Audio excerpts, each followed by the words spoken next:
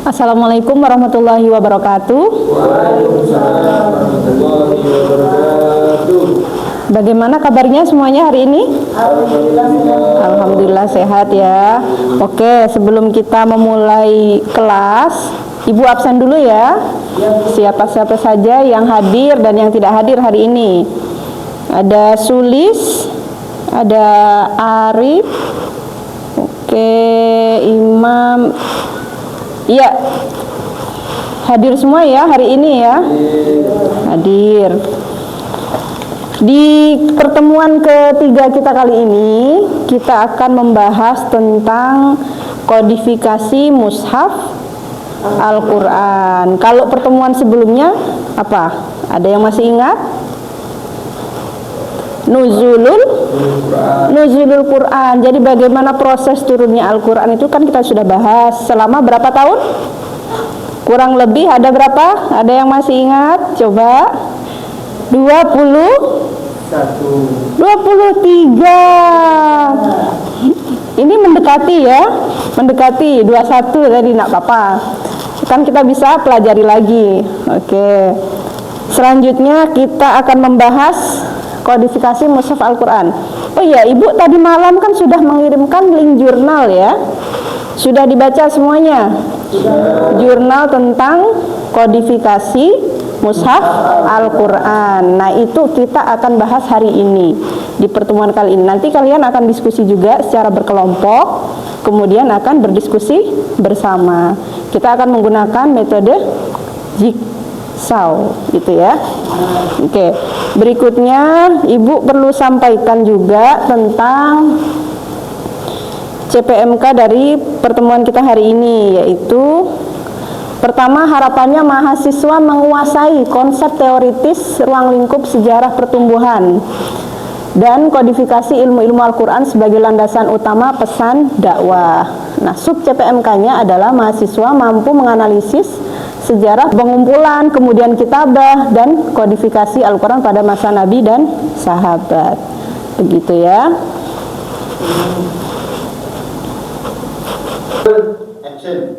Ya. Semuanya bawa HP ya?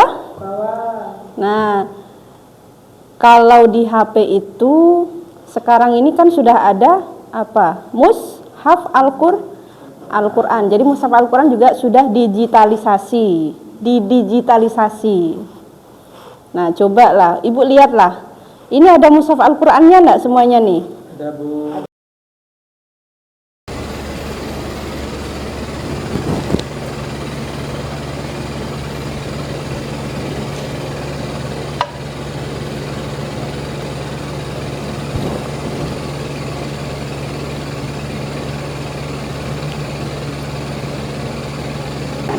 Oke, itu kalau berbentuk mushaf sekarang itu kan tebal ya. Tapi sekarang ada di digitalisasi. Ada berapa dalam Al-Quran itu? Berapa juz? 30. Pernah nggak kawan-kawan itu terfikir bagaimana bisa sampai ke tangan kita mushaf Al-Quran itu? Padahal dari zaman berapa tahun yang lalu? Berapa? 1400-an tahun yang lalu ya. Pernah terfikir nggak kita bagaimana Quran itu bisa sampai di tangan kita? Ada yang mau jawab?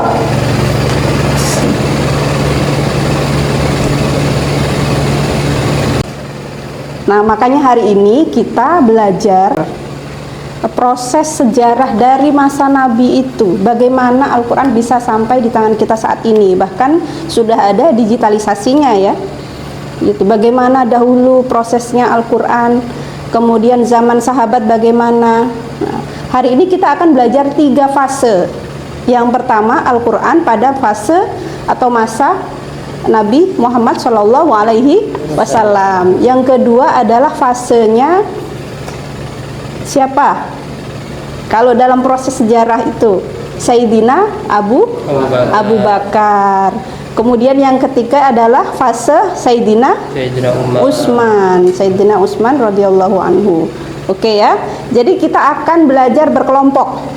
Ya, supaya kawan-kawan juga bisa diskusi. Bukan hanya saya yang menjadi sumber, tapi kawan-kawan bisa saling berpendapat ya. saling berdialog. Nanti kita akan bahas lagi. Kita bagi jadi 3 kelompok ya ini ya.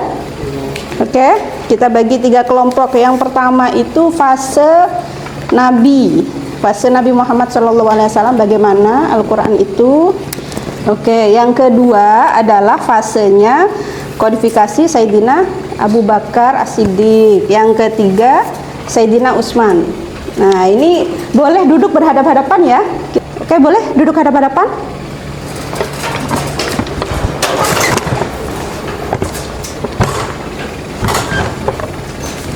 Ya.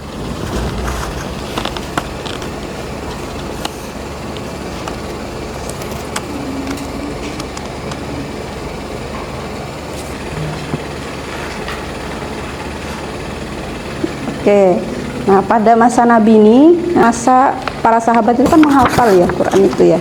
Nah, boleh nanti dikasih catatan-catatan ya terkait itu ya. Oke, lanjutkan diskusinya. Ini pada masa Sayyidina Abu Bakar. Nah, saat itu apa yang terjadi setelah perang Yamamah tuh? Nah, nanti fokuskan di situ. Pada masa Sayyidina Utsman ya. Nah, masa Sayyidina Utsman itu proses adanya perseteruan antar umat muslim gitu ya. Jadi boleh dicek kira-kira kemudian kenapa Sayyidina Utsman akhirnya menginisiasi, atau siapa yang menginisiasi kalau memang bukan Sayyidina Utsman itu ya. Kemudian bagaimana dicetak jadi berapa?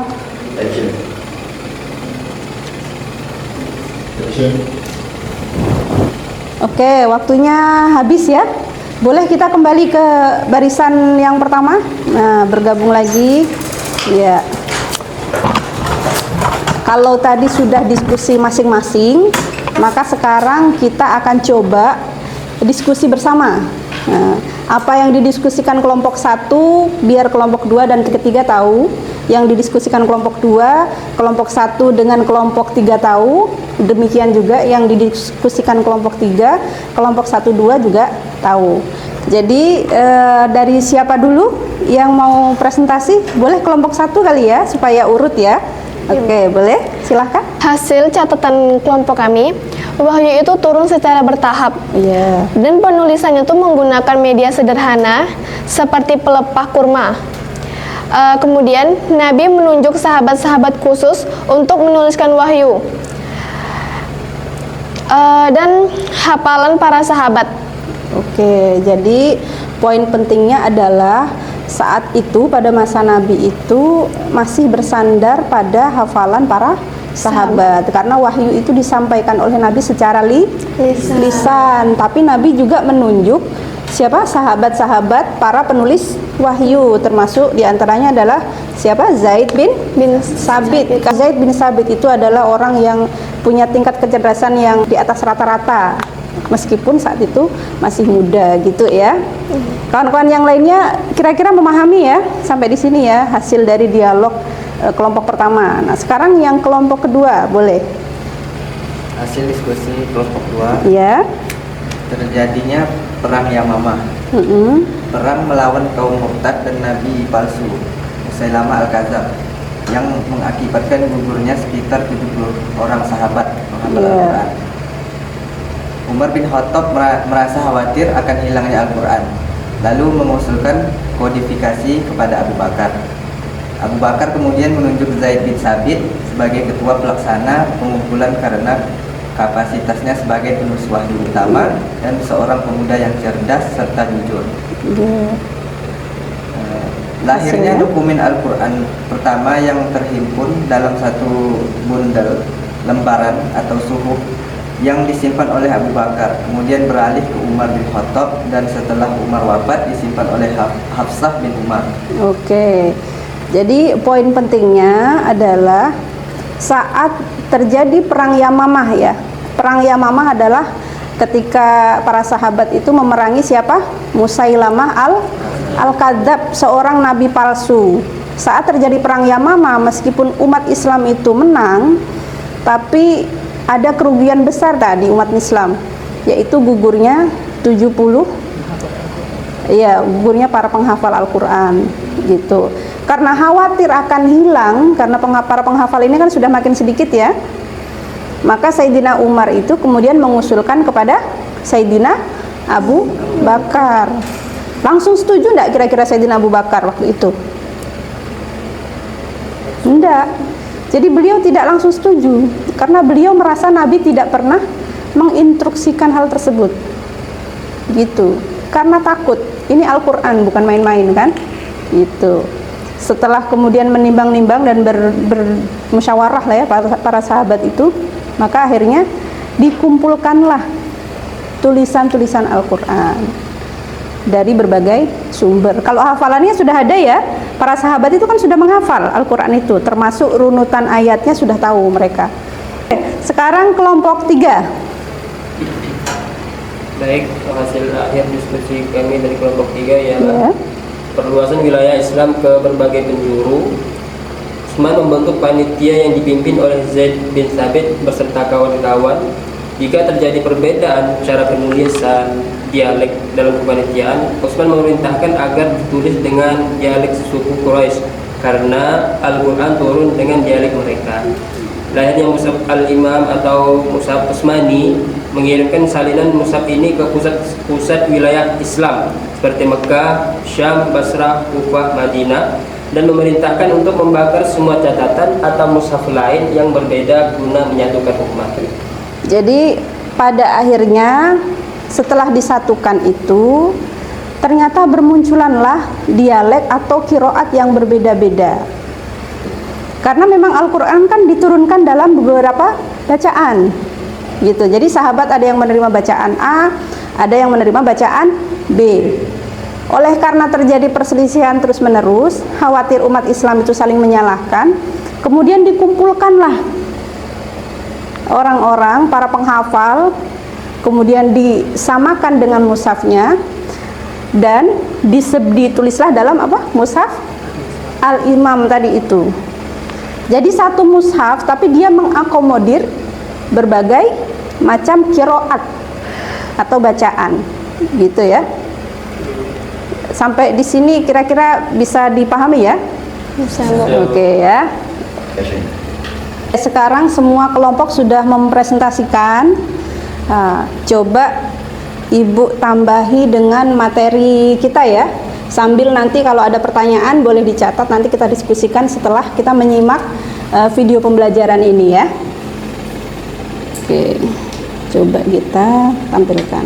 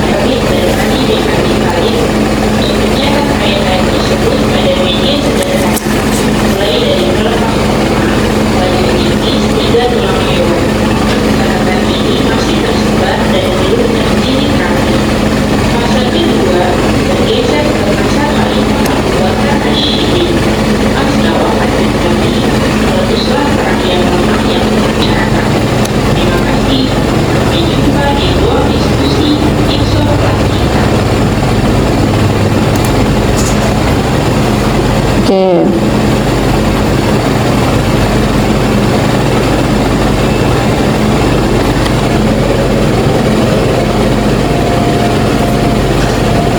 Tadi sudah kita dengarkan bersama ya bagaimana kemudian proses dari kodifikasi atau sejarah kodifikasi mushaf dari masa Nabi sampai kepada masa Sayyidina Utsman bin Affan yang kemudian kita kenal dengan nama apa? Mushaf Utsmani.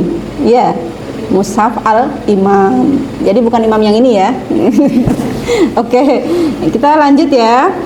Nah, sekarang sampai sini ada pertanyaan. Nah, kalau ada yang bertanya boleh bertanya dulu, nanti kita lanjutkan dialog. Iya. Iya. Jelaskan mengapa. Bu, izin bertanya. Apa arahan tegas Khalifah Utsman bin Affan jika terjadi perbedaan dialek atau cara penulisan ayat dalam kepanitiaan pentasihan Al-Quran, dan apa nama ras yang lahir dari proses tersebut? Iya.